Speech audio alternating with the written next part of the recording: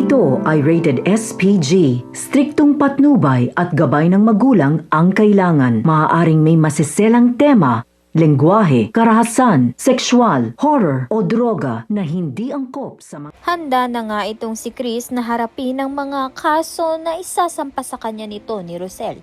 Subalit dapat nga lang daw na hindi nga madamay ito ngang si Salvio dahil nga madadamay ang hanap buhay nito bilang doktor.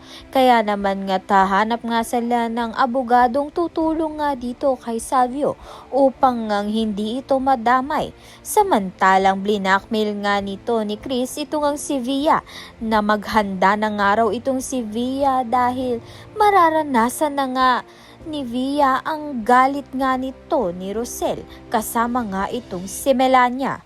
Sa kabilang banda naman nga sa wakas ay alam na nga ni Rosel na si Belle ang nawawala niyang anak. Samantalang ang kapal nga ng mukha nito ni Tali na pagsabihan na wala ngang parte sa pamilya itong si Belle.